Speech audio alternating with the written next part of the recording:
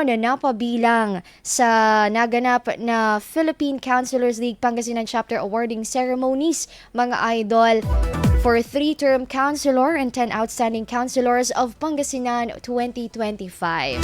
Mula po sa bayan ng Tayug, ating makakasama ang Municipal Councilor, Attorney Magdalena Mangelen. Magandang umaga, Attorney. Magandang umaga, Idol Rona, at sa lahat po ng inyong mga tagapakinig, magandang umaga po. Yes, Attorney, unahin na po namin para po sa aming mga outside Tayug, mga kabalian niyo po sa Pangasinan. Mari po ba naming malaman, unang-una po, kung sino nga po ba si Attorney Mangelen? Yes, ako po ay isang first termer ulit na municipal councilor dito sa bayan ng Tayug. Ako po ang nag-iisang abogado sa konseho sa ngayon. At ako po ay nag-bid, na-nominate po ako sa 10 outstanding councilors of Pangasinan. At napalad po tayo dahil nahirang po tayo bilang top 5 nga po sa awardees. Ayun, Attorney, ano po ba yung, what does it take para po mapabilang sa ganito pong prestigious na awardee po dito po sa ating lalawigan? Yes, meron po kasi kaming tinatawag na the Councilor's Creed. At isa po sa linya doon ang nagsasabi na public service above self.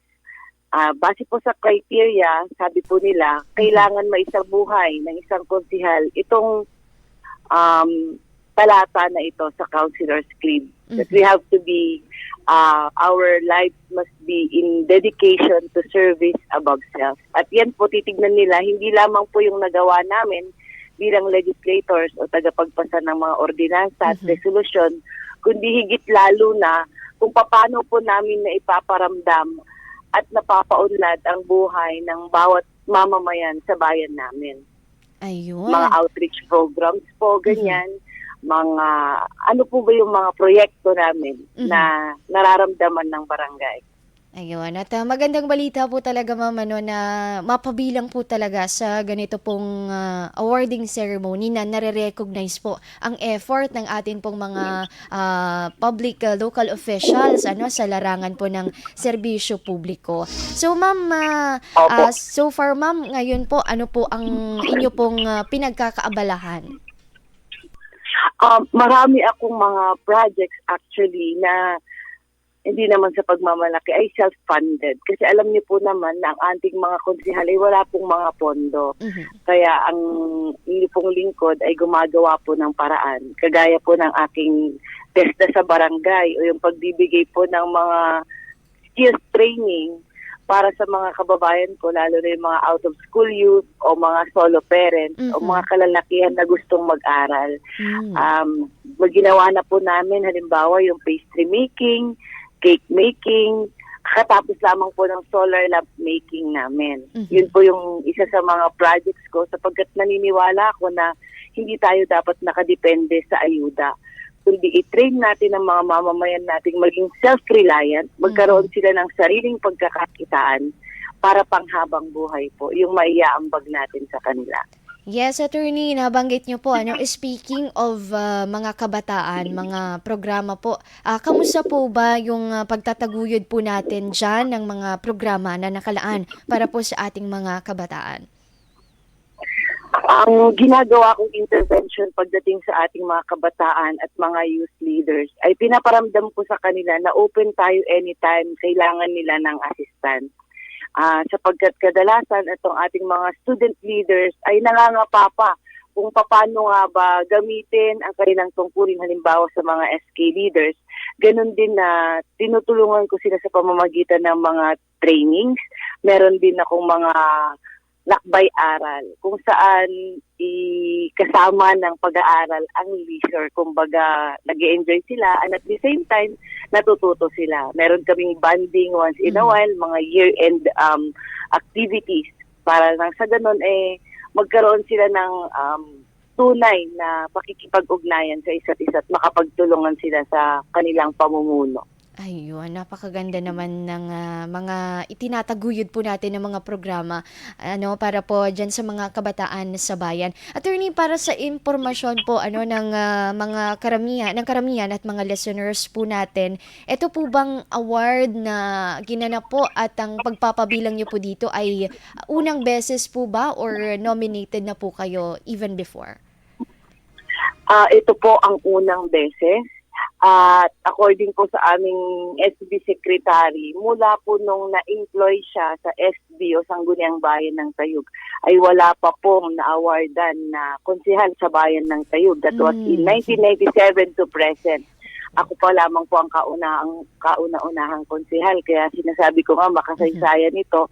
At sana ay mapagpatuloy pa at dumami ang mga konsehal ng Tayug na magkaroon ng ganitong klase ng award. Yes, attorney. At speaking, ano po yung maaari nyo pong maibahagi na mensahe, hindi lamang po sa mga kakonsi po natin dyan sa Bayan ng Tayug, but as well as to other public officials na talagang gampanan yung kanilang tungkulin. Hindi lamang for the sake na ma-recognize, but as well as doing this in the name of a public service.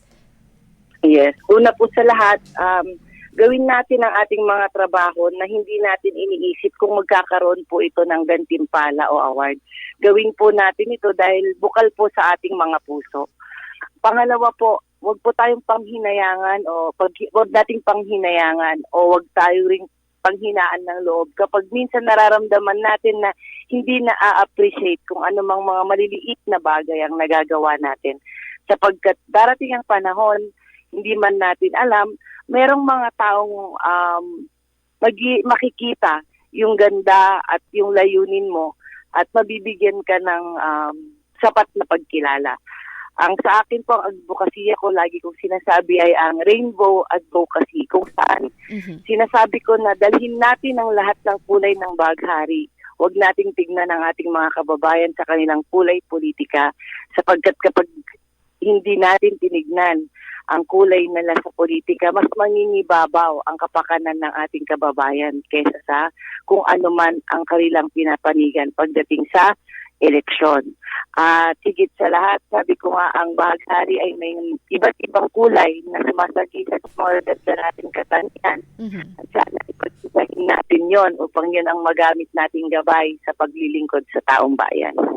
Ayun, napakaganda naman po nung wag tignan o wag pagtuunan ng pansin yung kulay ng politika. Kasi at the end of the day, talagang ang kapakanan po ng bawat mamamayang Pilipino ang atin pong dapat unahin. Ako, napakagandang mensahe from you, attorney. Dagdag ko lang, attorney, how does it feel na bukod po sa kayo po ang kauna-unahan na konsehal po ay parang attorney, parang abante babae po talaga siya kasi in history dito po sa awarding talagang babae po kayo po yung nakapasok po sa ganitong award, attorney. Opo, nakakatuwa na sa top 10 marami rin pong kababaihan ang nakapasok. Ito po ay pagpapakita lamang na sa larangan ng politika o kahit sa anong larangan, laging handang makipagsabayan ng ating mga kababaihan given the proper opportunity and motivation. Kaya sa lahat po ng kababaihan dyan, malapit na ang March, ang buwan ng kababaihan. Lagi niyo pong lakasan ang inyong pagtitiwala sa inyong mga sarili sapagkat lahat ay nag-uumpisa sa self-confidence ninyo bilang mga babae. Ayun. Ayan, attorney, bago po tayo mag-end sa atin pong panayam ngayong araw, ano po ang inyong mensahe para po sa inyong mga constituents sa pagpapatuloy ng inyo pong gagawin pang serbisyo? Yan. Sa lahat po ng mga Tayugenyo, sa lahat ng ating mga kababayan, ang karangalan po ito ay karangalan po nating lahat. Dito po natin makikita na tama po ang ating ginagawa at dapat po nating ipagpatuloy pa. Sana po ay samahan po ninyo ako na gumawa ng mas maraming proyekto para sa ating mga kababayan at sa akin din pong pamilya at sa ating mga taga-suporta na tinatawag kong mga ka-rainbow. marami pong salamat. At ito po ay hindi may sasakatuparan kung wala po ang inyong pagmamahal, suporta at dalangin. Patuloy ko pong gagawing pagsirbihan kayo sapagkat kayo po ang aking inspirasyon at ituloy-tuloy lamang po nating ito. Maraming salamat. At mga idol, ang top 5 most outstanding counselor ng Pangasinan, Attorney Magdalena Mangelen. Magandang umaga muli, attorney, at maraming salamat po. Mabuhay po kayo at congratulations po sa natanggap niyo pong parangal. Salamat, Idol Roca, at sa lahat ng inyong tagapakinig. Maraming salamat sa oportunidad na ito. Magandang Sabado sa inyong lahat. Thank you, attorney. Thank you. Impormasyon, intriga, issue. Eye for an eye. Gising na! Balita na!